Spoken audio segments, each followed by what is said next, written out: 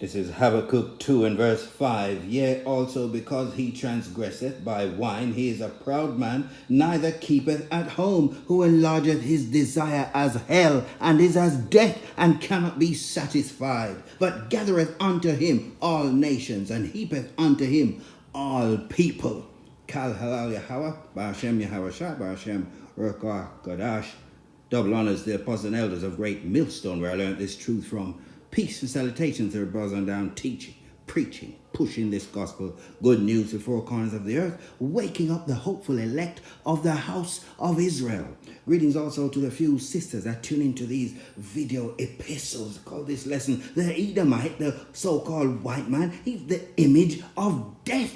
And we just read some of his characteristics. We're going to get straight into it here, because the wages of sin is death, and that's what this man is promoting. So he's just about to collect on his wages. He's a man of sin, a man of perdition. Let's get straight into it here. We could carry on reading Habakkuk, but let's get straight into his policies here and how he's crafted all of this madness that we see being pushed out into the earth. Daniel 8 verse 25. And through his policy also he shall cause craft to prosper in his hand, and he shall magnify himself in his heart, and by peace shall destroy many. Well, I know we should qualify when we use some of these, which goes back in time. I think this was speaking about Antiochus, but this is the same Edomite who is back in power. This is the Greco-Roman Empire, but we're back in the revamped, revitalized, rebirth, renaissance of this man's empire, and he's doing the same thing over again. So in his heart, by peace shall destroy many. He shall also stand up against the prince of princes, but he shall be broken without hand. This man has created all these ghettos, the gangs, thugs, guns, drugs, this so-called baby mama culture where there's babies born. People don't even know who their parents are. These mental institutions called churches and mosques, it's all his design. And got this policy called endless wars. They've been at war virtually 93 to 95% of the time. They who? It's the Edomite, the so-called white man, our power, whose name is Yahweh. His only begotten son is Yahweh Shai. We got this man doing all of these wicked deeds. He's the sword of our power.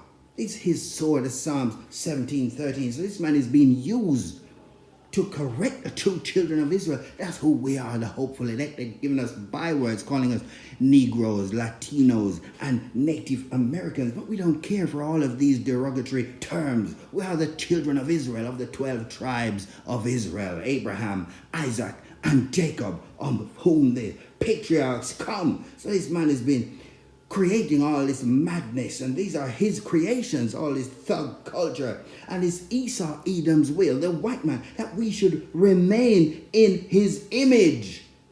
And so he's got 2/3 of our folk all bound up with his madness. Let's get Proverbs 14. 2 out of every 3 Hebrew Israelites in the land of Babylon the Great, which is America, is going to be caught up in his madness and will be destroyed. They're the ones you see out there. Some of them even know that they're Hebrew Israelites. And that's where all this judgment is going to begin. Proverbs 14:12. There is a way which seemeth right unto a man, but the end thereof are the ways of death. And so all these people with their mouths flapping, everybody's right. They know everything, they can't be taught. A rude awakening is coming. Psalm 55, I think. Let's just get one verse here. Quick point. Let death, 5 verse 15, 55 verse 15. Let death seize upon them, and let them go down quick into hell, for wickedness is in their dwellings and among them. And we have to read this characteristics of this man, and also his actual physical image, the phenotype. I might say something about that in a moment, but let's just read this here. Numbers 12:12. We know the story when Miriam and Aaron came against Moses, the chosen of the Most High, and this was her reward. Numbers 12:12.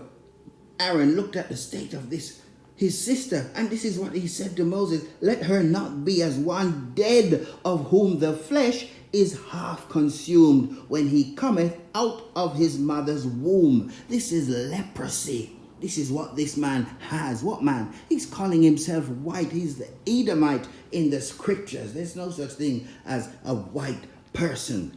Genesis 25:5. This is when the twins were born. We know the story. We're just making the point here. And the first came out red all over like an hairy garment. And they called his name Esau.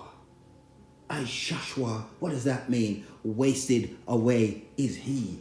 What is it about him that is wasted? Well, it's the way he looks. There's none of the other 16 nations that look like him. He's the only other one.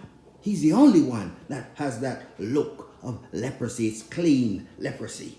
That's what he has.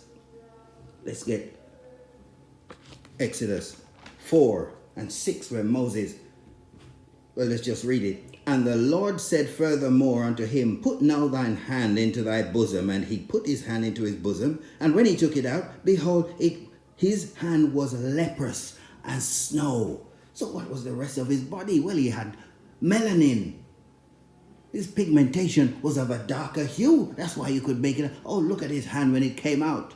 And then he put it back and it returned. Well, let's just read verse 7. And he said, put thine hand into thy bosom again. And he put his hand into his bosom again and plucked it out of his bosom. And behold, it was turned again as his other flesh with melanin.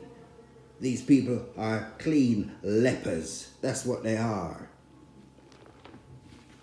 Psalm 58:2-4. Yea, in heart ye work wickedness. Ye weigh the violence of your hands in the earth. The wicked is another name for this so-called white man, the Edomite. It's Malachi 1:4. The wicked are estranged from the womb. They go astray as soon as they be born, speaking lies. It speaks to the nature of the man. Their poison is like the poison of a serpent. They are like the deaf adder that stoppeth her ear. If you have the spiritual vision, your eye salve is being rubbed onto your you'll understand that this is a pointing you to this serpent man. It's him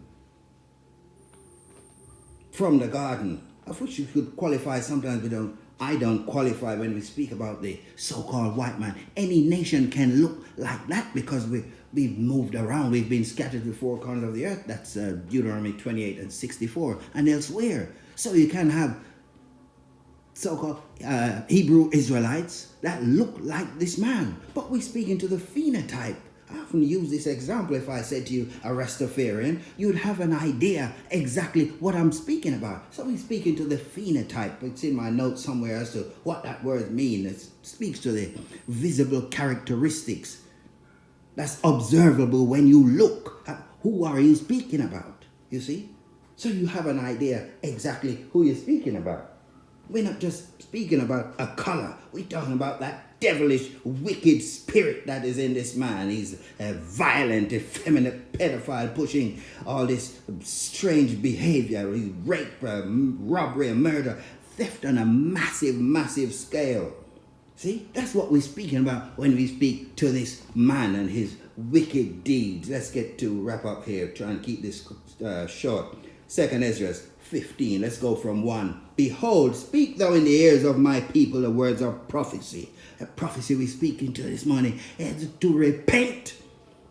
This man is trying to keep you in his image. I saw another video of one of these pathetic so-called pastors. He doesn't know the truth. He's just regurgitating the madness that's been given to him from this man. And he just can't break free from it. He's bound up in the lies.